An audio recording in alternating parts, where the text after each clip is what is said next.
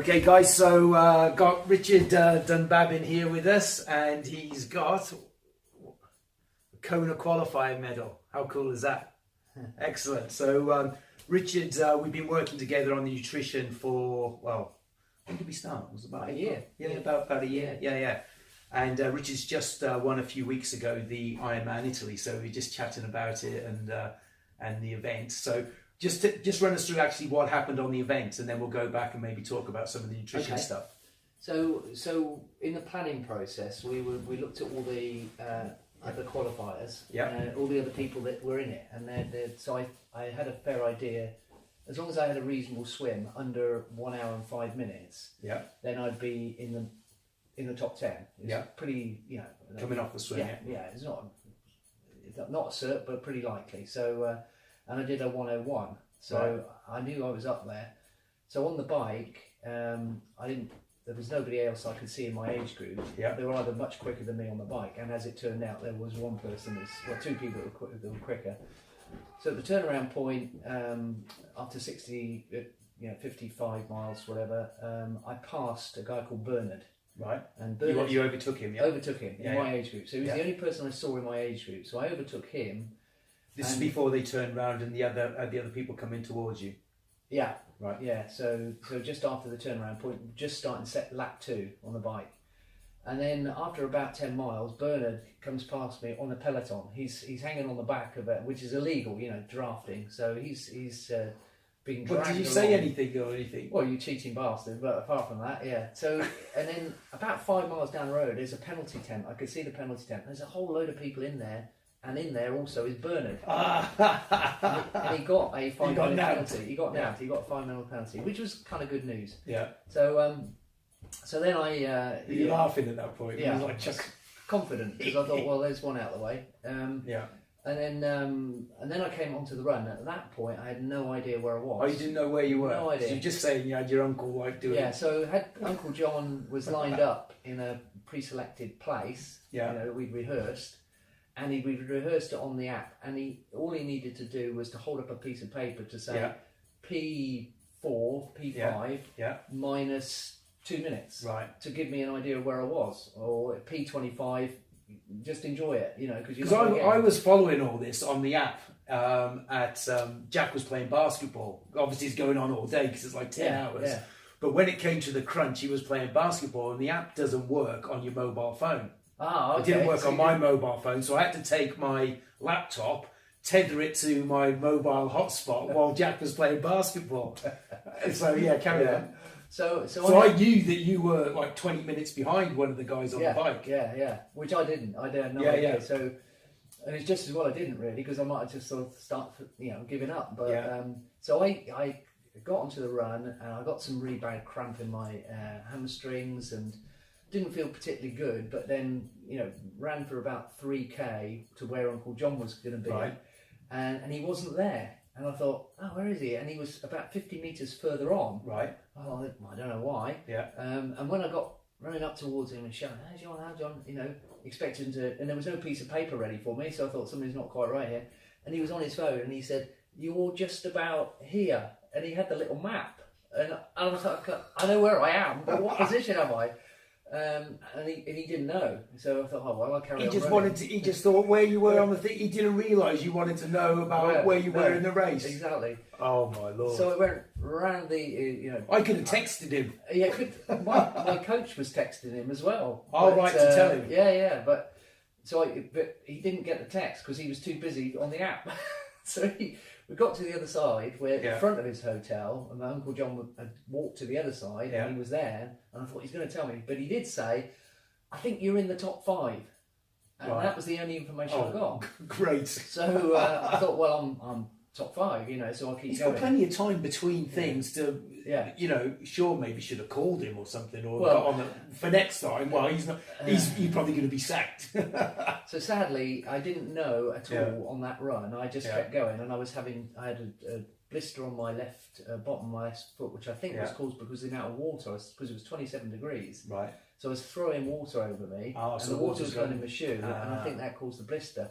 And I was in pain, and I was grabbing everything I could off the drink stage, isotonic drinks, but and I knew I managed to keep the pace going, albeit it wasn't the target pace. It was a pace that was manageable. So 6 minute mile instead of 5 minute mile, 5 minutes, 6 minutes per k rather than 5 minutes per k, which was my target. And then and I was with about 3k to go. I was the pain in my left. So you no idea where you were at this stage. No idea. You'd gone past Jörg though, who was the guy who was 20 minutes. Except ahead. I didn't know. I didn't know you'd gone past him. No idea I'd gone past Jörg, because you can't see when you're behind people. You can't see their numbers. Right. Okay. So you can only see numbers when you've gone past them. So you're not going to be turning around all the time, because there's a lot of people on the course, because it was 4 laps. So, right. Okay. 3,000 athletes, so it's spread over 4 laps. So you see spread over 10k, so there's a lot of people. Yeah. Yeah. So at 3k to go, and I thought I'm going to just walk this, because I'm in the top 5. You're joking? No. And this big tall Swede went past me, big tall guy. He was about, must have been 6'6", something like that, and he was chugging along, and he put his arm on. He said, "Come on, mate, you can do this." And I said, "Oh God, I'm in so much pain." He said, "Pain is temporary, glory is forever." And he just said it like that, and I said, "You're absolutely right." And so I ran in with him. Bloody hell! On the finish line, I overtook him and sprinted down the finish line, and came in. And there was one of my club mates who was sort of lying on the floor. Yeah. And he wasn't very well, and his wife was stood there, and she said, "Oh, is he all right? Is he okay?" And I said, I said, "Yeah, he's just dehydrated, I think." And I said, "Well, don't worry about him. How did I do?" And she said, "Well, you won, And I said, "What? Are you kidding me?" No, you won." So, and then it turned out, so Bernard, the guy on the bike that I'd overtaken, who got done the with 5 minutes, 5 minute penalty, I beat him by 2 minutes. Yeah, because he was like, because I was watching, because the things come through about every 5k or something. Yeah. And he was getting closer, and I thought, as long as Richard keeps on, he's not going to. He's got it, but it was close. It was really so close. That draft, he'll be gutted then, I suppose. Cheats never prosper. No, absolutely right. And I took 5 minutes out of him on the transition as well on T2. I went through T2 in about 5 minutes, and he did it in 10 minutes. Oh, right. So I took 10 What happened there then? No idea. Oh, you'll be no idea. I didn't want to stop to ask him when they did the presentation, because the other thing he was gutted about was that, so last year they gave 2 of these out, first and second place. This year they gave 1, and I got it. So he didn't. Nice. That was superb. So that qualifies you to go to Kona next October 2019. Yeah, October the 13th next year. Excellent. So now the journey begins in planning for next year. So now I want to get all the things that I got wrong. So like, I felt, using the ketones definitely for the swim and the bike. I felt fully, I didn't feel hungry. Normally I felt hungry so after 6-7 hours swim and bike, you are beginning to feel hungry, and but I didn't, and I felt really good. And as I say, the only bit I would find a way of perfecting is to continue with the ketones on the run. Yeah, because the thing how to do it. Yeah, because the problem we were just discussing before was you made a little bit of an error. You didn't take enough ketones on the bike. No. Maybe if you had those extra, you mixed your bottles round. Yeah. So Richard, he was going to put 3 sachets of ketones in 1 bottle and just super strength, and then then just drink more water. So sip on those. Should have been the plan, but not far off, because it ended up being 2 sachets instead of 3. So So you're right. Okay, so there's only 1. One now. Well, clearly, what I would have loved to have, put to the test was to be able to continue with ketones onto the run. And to know the effect of that. But well, we can practice that. And I think the issue, the reason why you didn't want to have it on the run was because they give you a special bag. That's a special needs bag. And you've got to try and find your bag. You're not allowed to have anybody on the side give you anything. No outside assistance. Gee, that's a shame. Not even just to hand you a bottle. No. Okay. No outside assistance. I think it's as long as you've, what I would think would be to put it in there, and maybe if you got it, I don't know, I'm just thinking out loud, maybe if you got it on the 2nd lap or the 3rd lap, there would be a few emptier ones there. Maybe other people would have dived into theirs and it'd be open. Yours might still be intact, and then you could have a sachet, have a bottle then. I don't know. That might be one way of doing it. We can brainstorm some ideas on that. There's various ways you could do it. You know, because the cups are too small. They're tiny little cups, and if you've got a sachet, and you put how much do you put in a cup, and then you've got to walk with a cup. You know, you need you need a bottle, because if you can carry a bottle. Carry a bottle, you can sit on that and drink that's the way to do it. It's just how you get all that bottle. Is it special needs? Is it? Or is it a bottle belt? Do you in transition? Because I train with a bottle belt. Okay. So why not race with a bottle? Well, yeah, that's one thing. You could just add another concentrated small amount. In like 200 mils of water. So it's not going to weigh you down.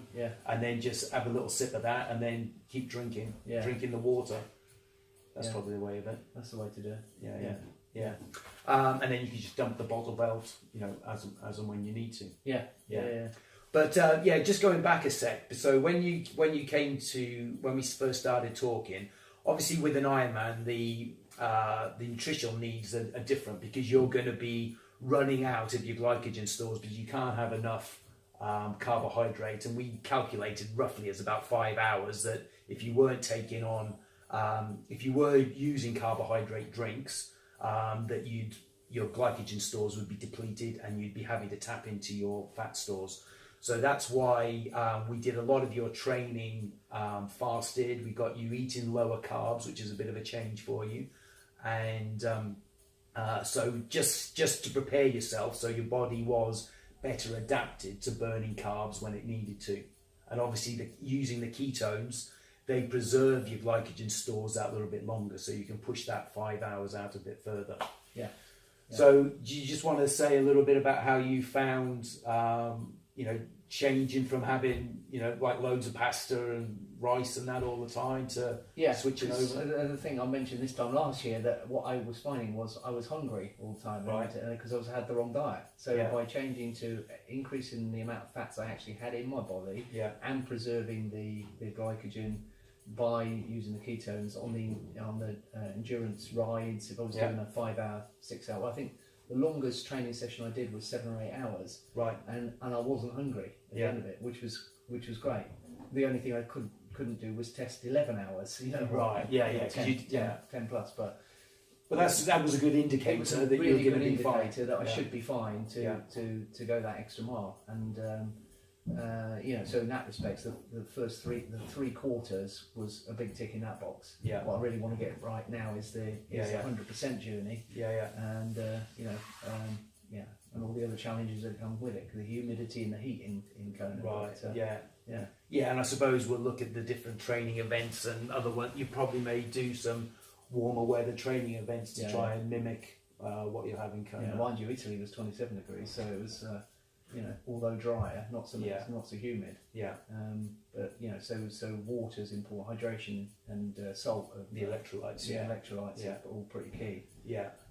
As well as nutrition. But because obviously you've seen when which of the brownies was Johnny, wasn't it? Oh yeah, Johnny. There you go. That's what happens. You don't get your electrolytes right, you're in a world of pain. No question about it. Yes. Okay, so that's cool. So so the diet change was pretty key to move away from low fat to because with the fear of putting on weight, to taking on the right fats, so your body's got the ability to burn them. But is pretty key to the. So you were already pretty lean when we started, but you did lean up a little bit more. I did. I lost. I think I got down to. I was.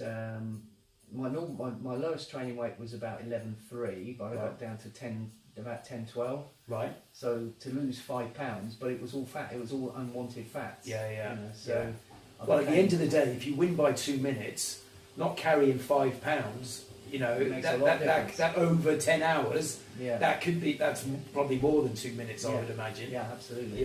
So there's all, obviously, when you look at performance, all the little things, these tiny 1% make the overall difference. All the marginal gains. Which is exactly kind of what I'm doing now. Yeah, well, it was exciting working with you over that last year. It'll be, a lot more fun with Kona in mind as well for the next next 12 months. Kind of know now the journey, the full journey, and so knowing what we know, it's just the art of what is possible. Just what is possible. So No, excellent. No, it's going to be